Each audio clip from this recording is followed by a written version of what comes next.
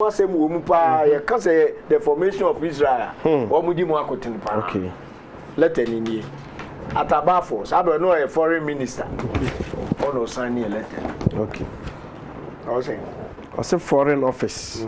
Date November 2nd, 1917. Near Lord, a dear Lord Rothschild. I have much pleasure in conveying to you, on behalf of His Majesty's Covenant, the following declaration of sympathy with Jewish Zionists. What is this? Debut. Aspirations. French in trouble. Aspirations. Okay. With Jewish Zionist aspiration, which has been submitted to and approved by the cabinet. This Majesty's Covenant view with, is it Savo or no favor? View with favor. This Majesty's Covenant view with favor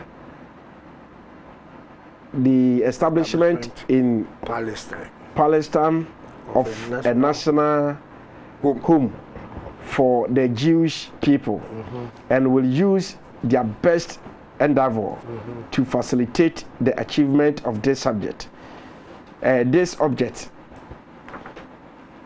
It being clearly understood that nothing shall be done which may prejudice the civil and religious rights of existing non-Jewish communities in Palestine, or the rights and political status enjoyed by Jews in any other country. I should be grateful. Okay, I should be grateful if you would bring this declaration. Okay, this declaration to the knowledge of the Zionist Federation. Wow. Federation.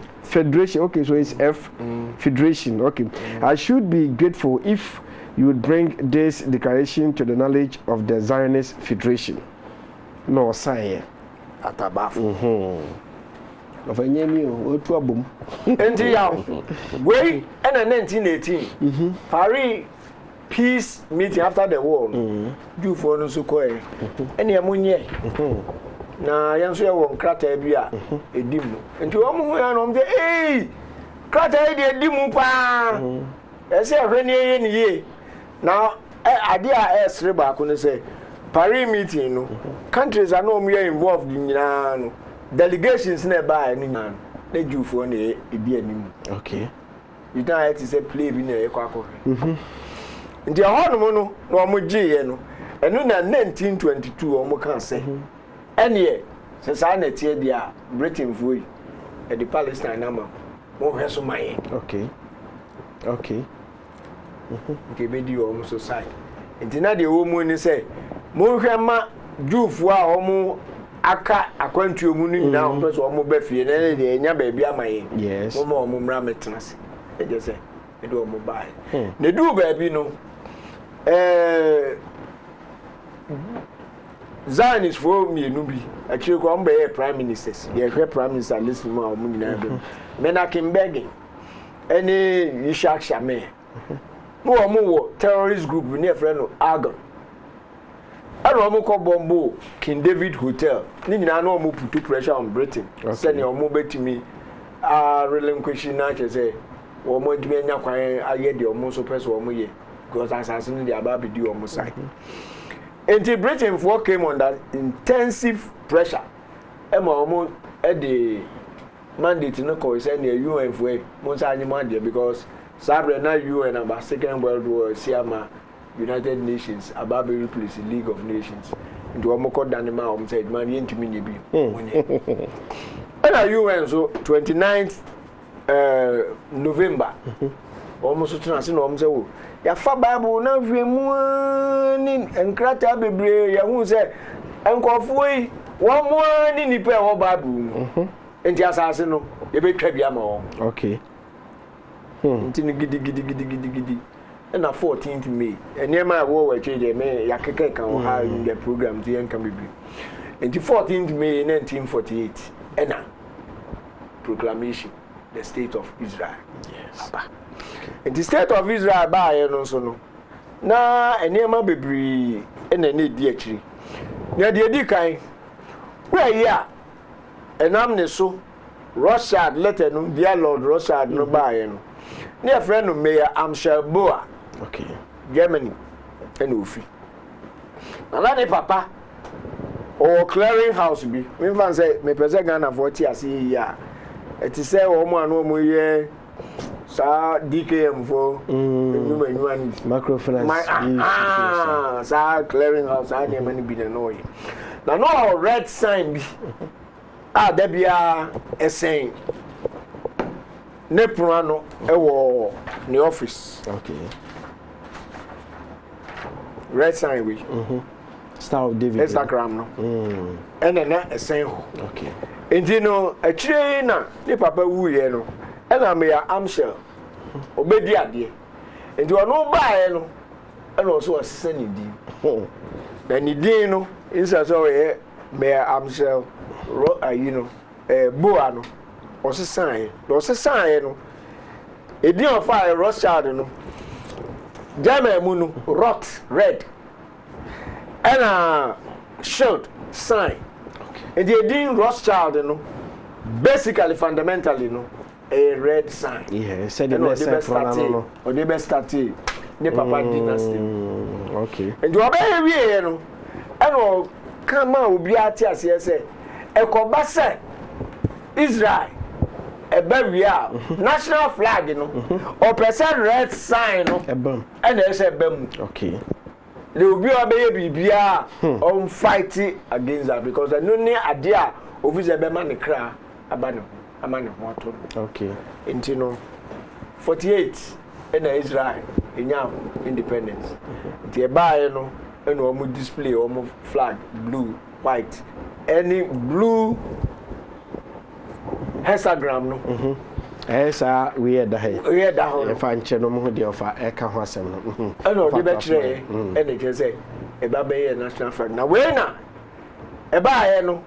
De nchechemu e de atu ni petrimu kwa kan bi sesi a the Star of David. Bibia ni we ase e friend no Star of David. Sa ni de nim no. Bibia ni we friend no Star of David. Star ya friend no e no fa ka ho asem. Hexagram. Okay. Enu nti no. Ana we ni susu eni. Okay. No. Na so who say answer na be ko first video no. The prime ministers of Israel and the whole book no. Enu ni. Bibia wo na pages ninti. Pages ninti. And am say this ubie na information na pen kakra bi na for the next unit no. My list bi. I am confused. And some are can nyina na do baby a almost say do for ye way for Debbie. We crowd with us na omo ya sore be for. Yeah, Hebrew Israelites na Prime Ministers of Israel. Omo ho no. Omo din a omo di any kura omo free so.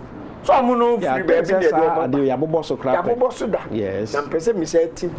Emi ehu say one more a one more no Benjamin Netanyahu num ne Bennett one more ma ba say one na ewu one more na one more edikanfo no de one fufufu baby any case one buy jabubo so na ehia de a yenko hwe first video okay any ehia abusi akọ ne akọ hwe first video edi share dwumadie no kena no edi aba na yaboka and so nyame adum tebete saka State of Israel and no any first video kwa ko about State of Israel and so kwa ko State of Israel video no me fa mo messages kakra bi aba na entwam koso say audio message me fa 0200241723 mo fa entwam number no manya ne ya mo fa entwam 0200421723 rather 0200421723 hona do messages me fa we will say a very good afternoon to you all.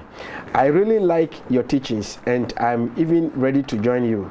But on the issue of the white, I want you to open to Genesis chapter 25, verse 21-26.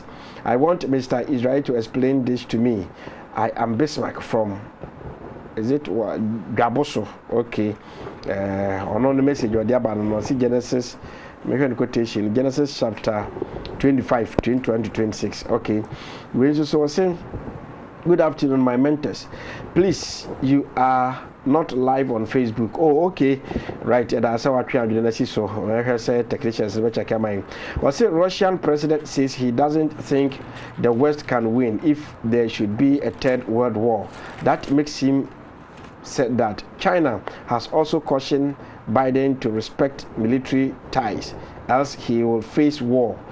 Why war from these two countries? Following you, Wake Up Africa, local from Enyan Dintra. Okay, and also long live this great historian of our time. Great historian, kindly educate me.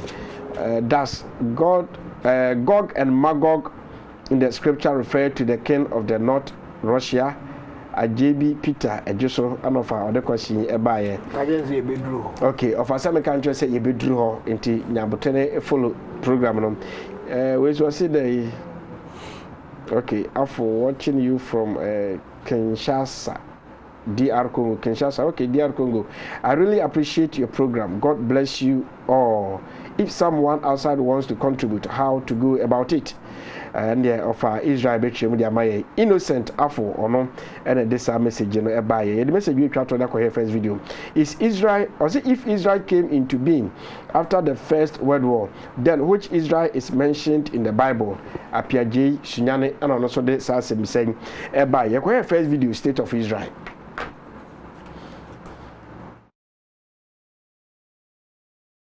In 1948, just 3 years after the end of World War II, the fully fledged modern state of Israel was finally born, after the Declaration of Independence was signed at Independence Hall on Rothschild Boulevard, Tel Aviv. American President and recognized Israel as a sovereign state. Most of the rest of the world soon followed. The Israeli flag was unveiled at this time as a blue version of the hexagram. Real Jews opposed this design fiercely and suggested that their flag should instead depict a menorah, pointing out that the hexagram was not even a Jewish symbol.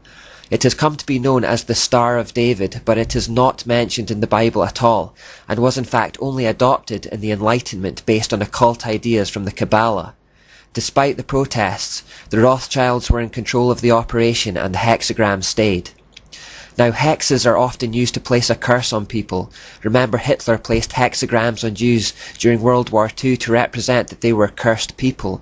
It's conceivable that this hexagram may be an attempt to curse the Jews. Now here's a very important point before we finish off this third section.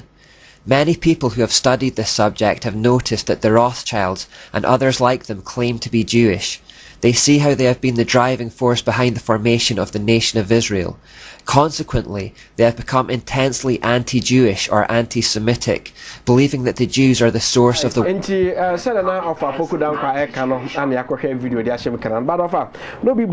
question says after Second World War, Israel Syria, Syria